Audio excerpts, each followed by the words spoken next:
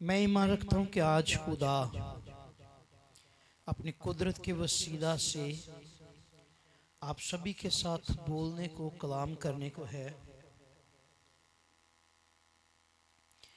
और आप मुबारक हैं जो साल के आखिरी दिन पर दुनिया के सारे कामों को छोड़कर खुदावंद अपने खुदा की इबादत करने के लिए आए हैं। आए अपने अपने लिए जोरदार तालियां बजाइए। हालेलुया। मैं ईमान रखता हूं कि आज का दिन आप सबकी जिंदगी में बाबरकत दिन है। जिस तरह मैंने कहा कि आप दुनिया के सारे कामों को छोड़कर खुदावंद अपने खुदा की प्रस्तुति करने के लिए, उसके नाम को जलाल देने के लिए आए हैं। आइए साल के इस दिन को मद्देनजर रखते हुए चंद एक बातें कलाम मुकद्दस में से हम सुनेंगे और सीखेंगे। थोड़ा सा और प्लीज ये वायरस के नीचे से निकाल दे एक बार। Okay, thank you. कलाम मुकद्दस में से चंद एक बातें जो हैं खास हम सुनेंगे और सीखेंगे। और मैं ईमान रखता हूं कि ये दिन जो खुदा ने हमारी जिंदगी में बख्शा है, हम सब के लिए बबरकत दिन बन गया है। बन जाएगा नहीं बल्कि बन गया है। आमीन आमीन। आइए मेरे साथ कलाम मुकद्दस को खोलिए। यशाया उसका 43वां बाब और उसकी 19वीं आयत कलाम मुकद्दस में से हम पढ़ेंगे। यशाया उसका 43वां बाब और 19वीं आयत कलाम मुकद्दस में से हम पढ़ेंगे। तवज्जो के साथ सुनिएगा। जितने इस वक्त मुझे ऑनलाइन देख रहे हैं वो भी बड़ी तवज्जो के साथ खुदा के कलाम को और कलाम की बातों को सुनिएगा। आप यकीनन बरकत पाएंगे। कलाम मुकद्दस में यूं मरकूम है, देखो मैं एक नया काम करूंगा। क्या लिखा है कलाम मुकद्दस में? देखो मैं एक नया काम करूंगा, अब वो ज़हूर में आएगा, क्या तुम उससे ना वाकिफ रहोगे? हाँ, मैं बियाबान में एक राह और सराह में नदियां जारी करूंगा। खुदा के कलाम को पढ़ने, खुदा के कलाम को सुनने और इस पर अमल करने वालों के लिए हम खुदा से बरकत चाहते हैं। सब बोलिए आमीन आमीन। मेरे अजीजों, कलाम मुकद्दस में से हमने जो वर्स, जो आयत कलाम मुकद्दस में से हमने ली और उसे तलावत किया कि मैं एक नया काम करूंगा। और फिर अगले हिस्से में लिखा है कि बियाबान में एक राह और सरा में नदियां जारी करूंगा। आइए जरा इन बातों पर गौर करते हैं कि चर्च आपके लिए, मेरे लिए इस वर्ष में आज खास पैगाम क्या है। मैं समझता हूं कि यहां पर एक खुशी की नवीद है कि तुम्हारे लिए एक नया काम करूंगा। कौन करेगा? खुदा। खुशी की नवीद ये है कि खुदा ये फरमा रहा है कि मैं तुम्हारे लिए एक नया काम करूंगा।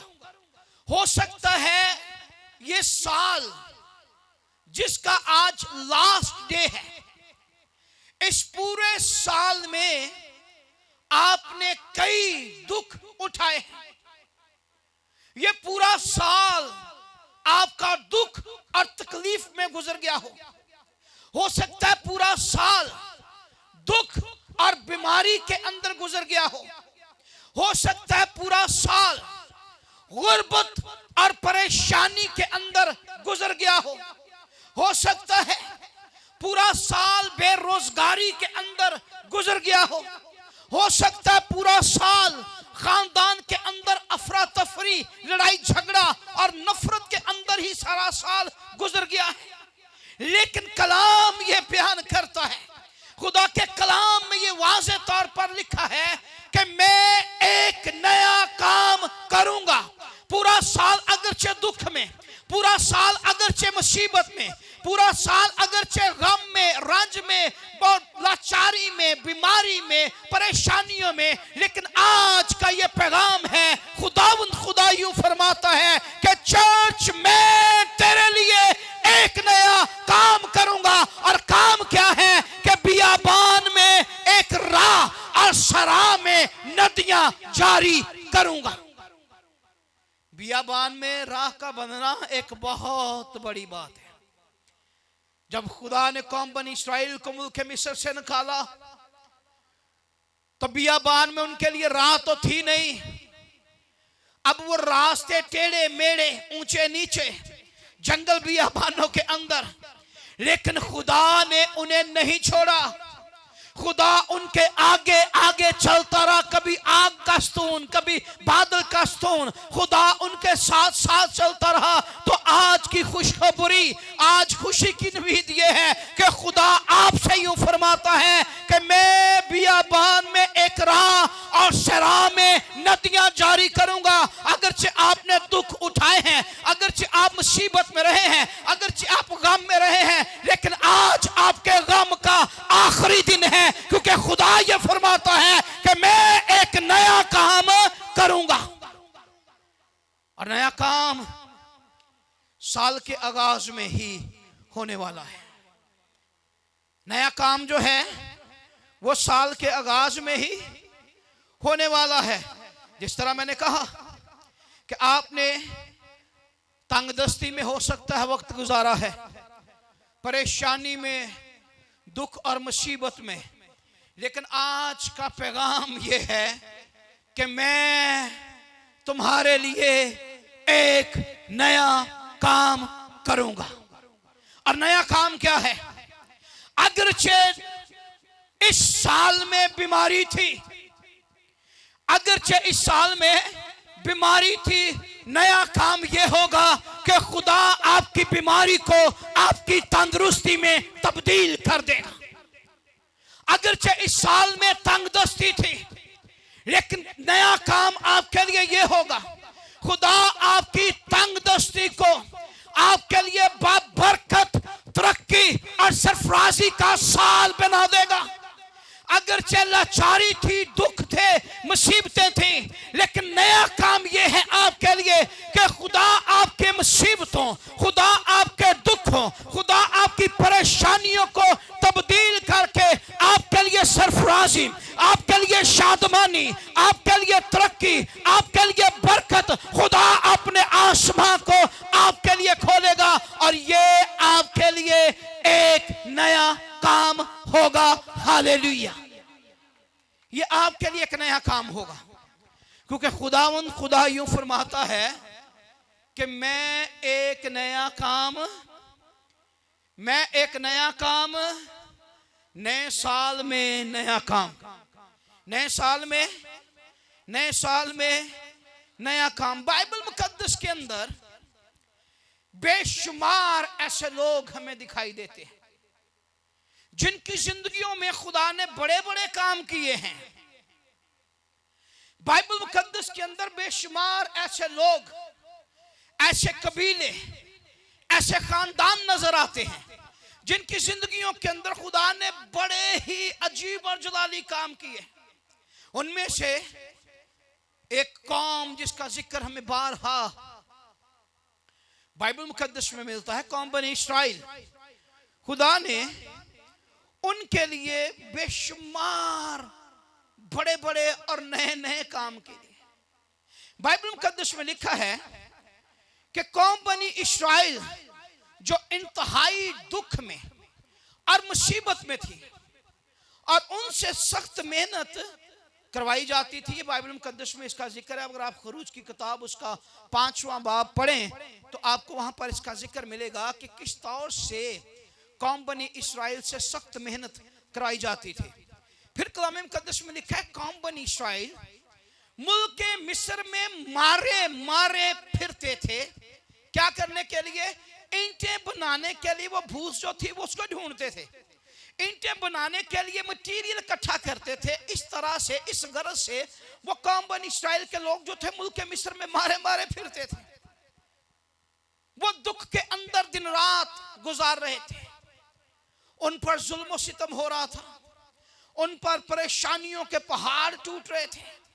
लेकिन अकॉर्डिंग टू बाइबल, बाइबल मुकद्दस के मुताबिक खुदा ने उनके लिए एक बड़ा और नया काम किया। और नया काम क्या है? खरूज की किताब के अंदर उसके 3 बाब में हमें इसका जिक्र मिलता है। कलाम मुकद्दस में लिखा, खुदा कहता है मैंने अपने लोगों की मुसीबत खूब देखी। नया काम क्या है? वो जो दुख और मुसीबत में थे, वो जो परेशानियों के अंदर रहते थे, वो जिन पर रोज सुबह शाम जुल्म सितम होता था, वो जो मुल्क मिस्र में मारे मारे फिरते थे, वो जो रोते रहते और आंसू बहाते रहते थे, वो जिनके पास खाने के लिए प्रॉपर खुराक मैसर नहीं थी, उनके लिए नया काम यह हुआ। खुदा ने खुद मूसा से ये फरमाया और कहा कि मैंने अपने लोगों की तकलीफ को खुद देखा।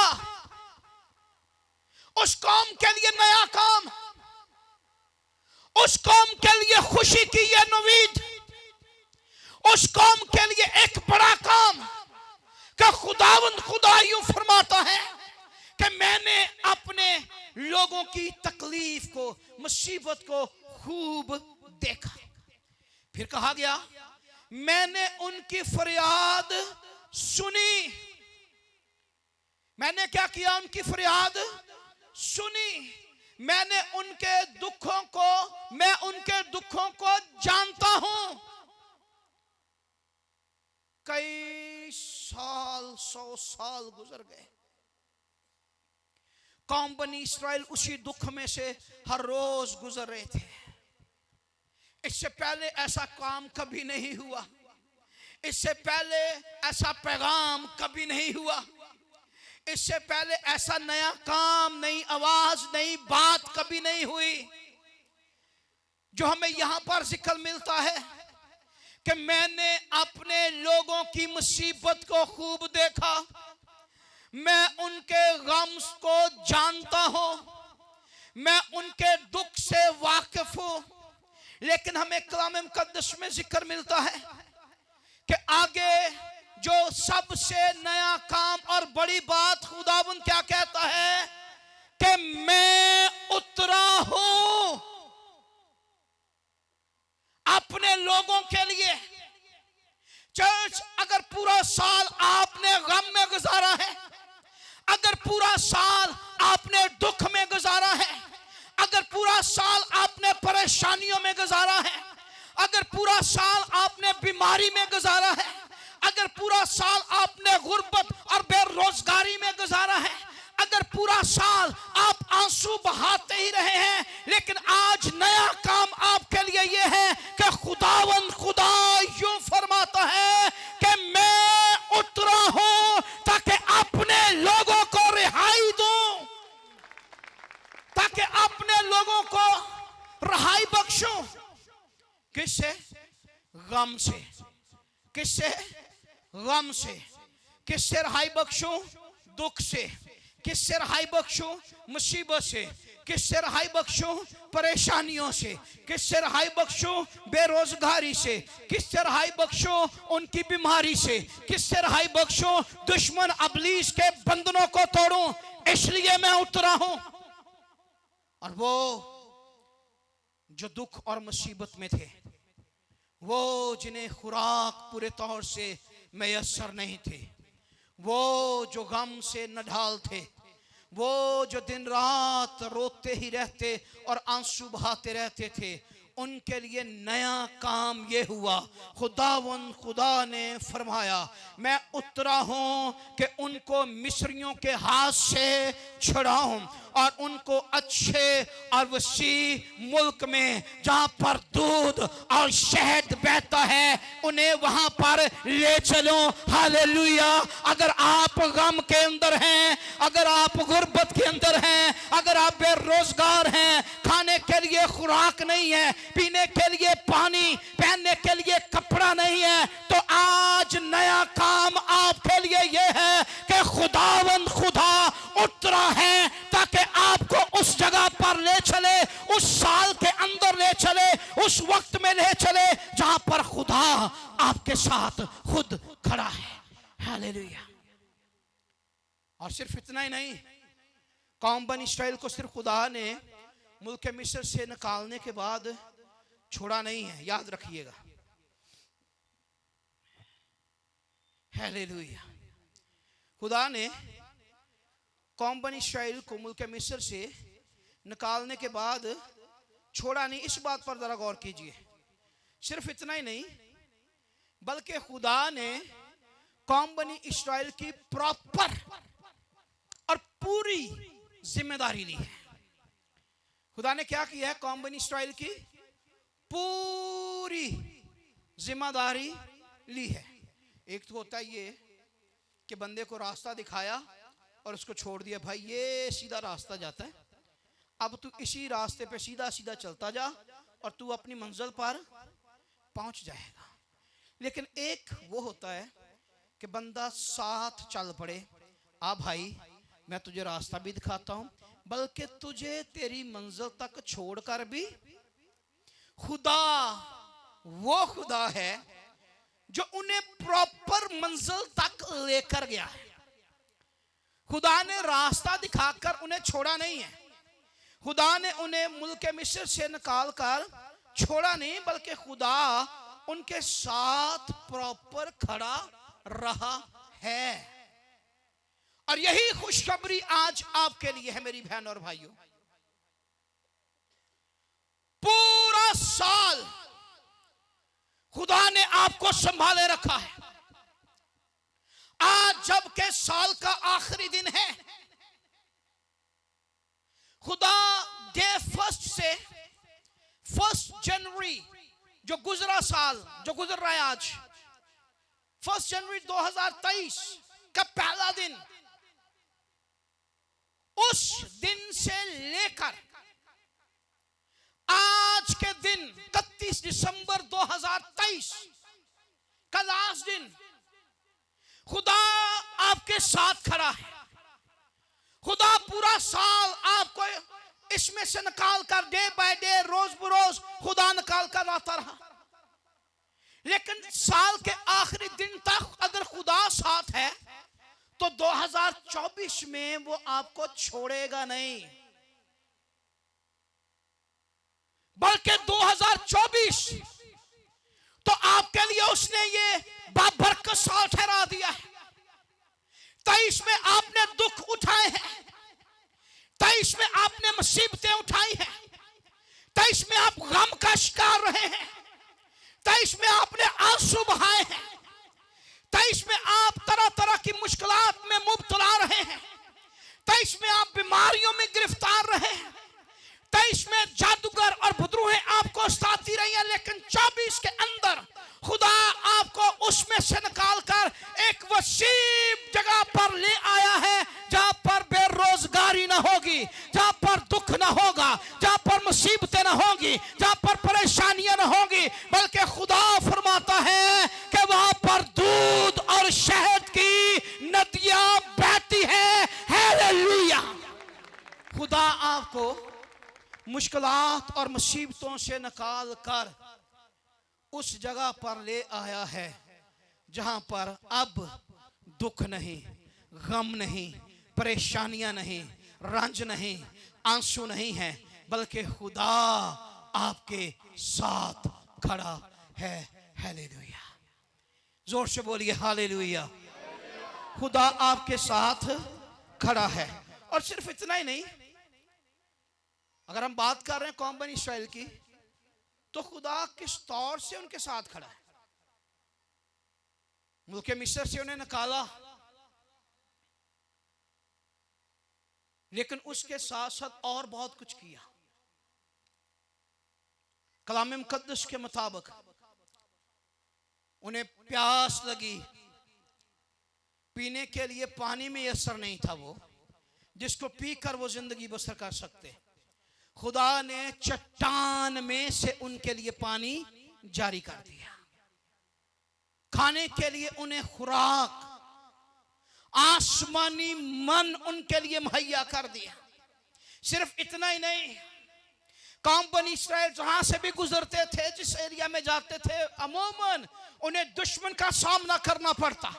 कौम बनी इस्राएल बारहा मुख्तलिफ जंगों में मुब्तला रहे, लेकिन खुदा उन्हें बारहा फतह से भरकर गलबा देता रहा। खुदा उनके साथ साथ साथ साथ चलता रहा। और आज इसी तरह चर्च आपके लिए खुशखबरी, आपके लिए खुशी की नवीद, आपके लिए ये खुशी का पैगाम, वो खुदा जो 2023 में आपके साथ खड़ा है, वही खुदा 2024 में आपको वो तमाम चीजें मुहैया करेगा जिसकी आपको जरूरत है। और अगर कभी ऐसे हालात आ जाएं, दुश्मन आप पर हमला भी कर दे, तो घबराने की जरूरत नहीं है। वो खुदा जिसने 23 में आपको संभाला, 24 में आपको फतह से भरकर गलबा देगा। दुश्मन के सारे हथियारों को वो तोड़ेगा, चकनाचूर करेगा, नकारा करेगा और आपको वो महफूज करेगा। खुदा अपने लोगों को कभी भी तन्हा और अकेला नहीं छोड़ता। आमीन आमीन आमीन। आगे थोड़ा और बढ़ना चाहता हूं।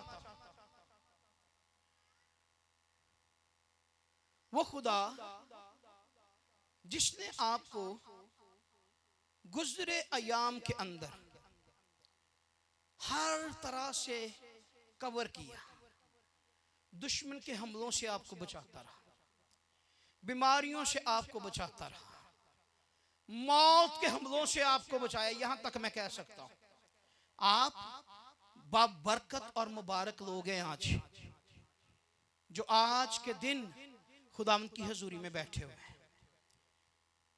मेरे कई दोस्त जिनकी अभी गुजरे दिन तक ऐसी न्यूज़ में मिलती रही हैं कि वो दुनिया से चले गए, कई जानने वाले, कई रिश्तेदार, सगे रिश्तेदार जो इसी साल में दुनिया को छोड़ गए, वो आज का दिन नहीं देख सके।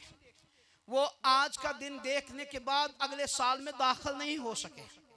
लेकिन मैं समझता हूं ये खुदावंद का फजल है आप पर, ये खुदावंद का रहम है आप पर, ये खुदावंद की फेवर है आपके लिए कि आप उसकी हजूरी में बैठे हैं ताकि उसके नाम को जलाल दे सके। ये अल्लाही फेवर आपके लिए है। मेरे अजीजों, हमें तो हर पल खुदावंद की शुक्रगुजारी करते ही रहना चाहिए। हमें तो हर पल उसका शुक्रिया अदा करना चाहिए कि तूने मेरे लिए एक नया काम किया है, तूने मेरे लिए एक नया काम किया है। खुदा मेरे लिए नया काम यही है कि तूने मुझ पर फजल किया और मुझे एक नया साल दे दिया तूने। इससे बड़ा और खुदा का रहम क्या हो सकता है? इससे बड़ी बरकत आपके लिए और क्या हो सकती है? इससे बड़ी खुदा की फेवर और आपके लिए क्या हो सकती है कि आप आज जिंदों की जमीन पर हैं, आप तंदुरुस्त हैं। कई ऐसे बहनें, कई ऐसे भाई जो हैं जिंदा, लेकिन वो बिस्तर पर पड़े हुए, वो खुदा की हजूरी में नहीं आ सके। आप बरकत है, आज आप चर्च के बाद आप बाहर जाएंगे, आप मिलेंगे, आप रिश्तेदारों के पास जाएंगे, लेकिन कई ऐसे लोग जो हॉस्पिटल्स के अंदर हैं, कई ऐसे लोग जो अपने घर के अंदर चारपाइयों पर पड़े हैं। लेकिन मैं समझता हूं आपके लिए खुदा की अल्लाही फेवर जारी है कि आप उसे सिजदा करने के लिए उसके हजूर में आए हुए हैं। हालेलुया, आमीन आमीन।